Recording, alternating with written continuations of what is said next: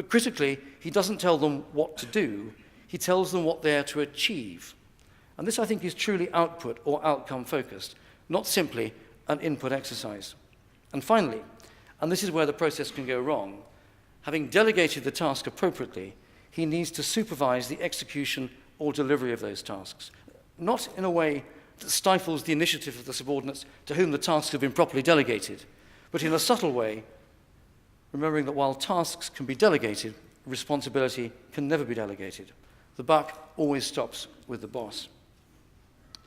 Actually, without going down a rabbit hole too far, I think that the degree of ownership and responsibility came home to me most starkly in July 2000, when I gave evidence for the prosecution at the trial of one Radovan Krstić before the International Criminal Tribunal for the former Yugoslavia in The Hague. General Krstić had commanded the Drina Corps of the Bosnian Serb army at the time of the capture of Srebrenica and the subsequent massacre in eastern Bosnia in July 1995. He was about the same age as me, had a professional military background in the Yugoslav National Army that had begun about the same time mine had in the British Army, and in 1995 was commanding a formation very similar in size and organisation to the UK 3rd Division, which I was then commanding. His mistake on the 13th of July 1995 was to accept a mission from his superior and develop a plan that led directly to the massacre of 7,000 to 8,000 Muslim men and boys. He had accepted ownership of the operation, he became responsible for the plan, but then based his defense in court on having delegated his responsibility and was convicted and sentenced to 42 years imprisonment for a variety of war crimes. When we say glibly, the buck stops here, for Radovan Krstić, it stopped for him in spades on the day that he was convicted.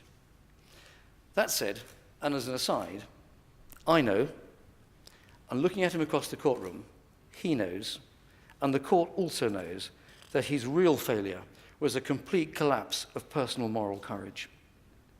Of course, had he refused to accept the mission from General Ratko Mladic or tried to talk his superior out of the idea, then he would not be in prison now, and upwards of 8,000 people would still be alive.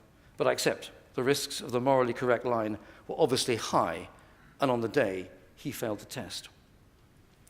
But to come back to my central theme, in these turbulent times, the activity ultimately centres on the leader himself. And I've always been very influenced by a wise comment by the late Viscount Hambledon, the founder of the W.H. Smith Empire. He stated in relation to the leader as the engine of success that, quote, character and integrity are as important in a manager as capability. Character and integrity are as important in a manager as capability.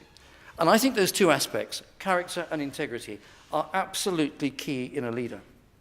And I've already touched on both aspects of character and integrity to an extent in what I've said so far. A leader does indeed need certain qualities, of which integrity, of course, is key. And at the same time, there are certain other capabilities that a leader needs as well, to understand the objectives, to map out the route from end state to tactical decisions, and above all, to communicate his intent clearly while delegating responsibly. But I wonder if those qualities and capabilities that I've suggested are enough. Fitness, integrity, courage, initiative, willpower. These things and more are really important, but are they enough? Indeed, as an organisation, the British Army, which I've been a member of for 40 years, has itself identified 6 core values which we believe are at the heart of the ethos of the Army. So important are they to us that we now educate our soldiers in these certain core values. Values that in a previous generation they may well have picked up in their family or in their wider community, but not so now. But again, I wonder if those are 6 core values of selfless commitment, courage, discipline, integrity, loyalty, and quite critically, respect for others. Even those 6 core values, are they themselves enough? My own feeling is that a range of leadership qualities and those core values provide a very sound moral baseline, a baseline that's acceptable to all, albeit quite a challenge to live up to. But, and this is a question I often ponder, is a sound moral baseline itself enough?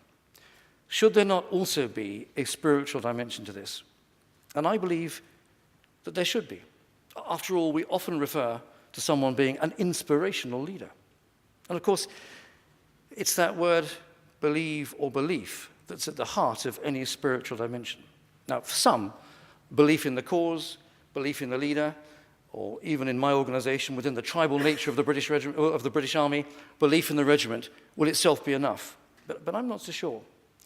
What really sustains, in my view, is something more than this, something far bigger than ourselves, something bigger and deeper than we can imagine or rationalize for ourselves. I'll be personal and specific, and it's only my story.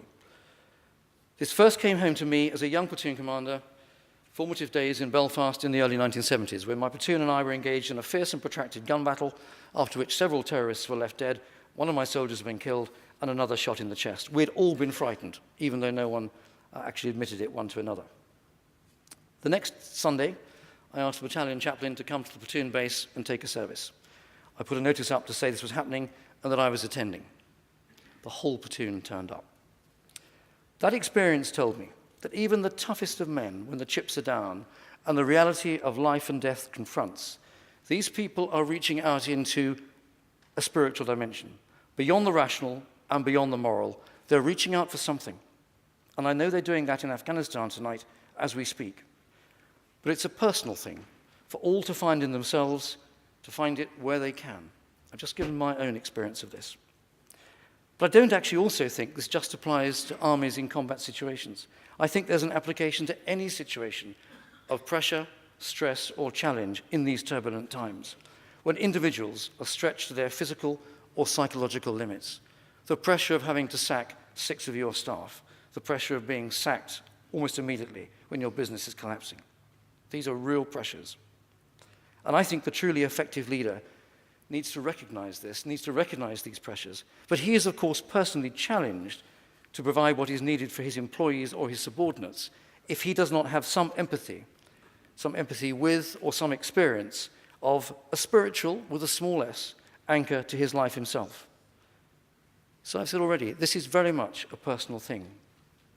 But ships without anchors on the seabed in turbulent times run before the prevailing wind, and the rocks can be very unforgiving.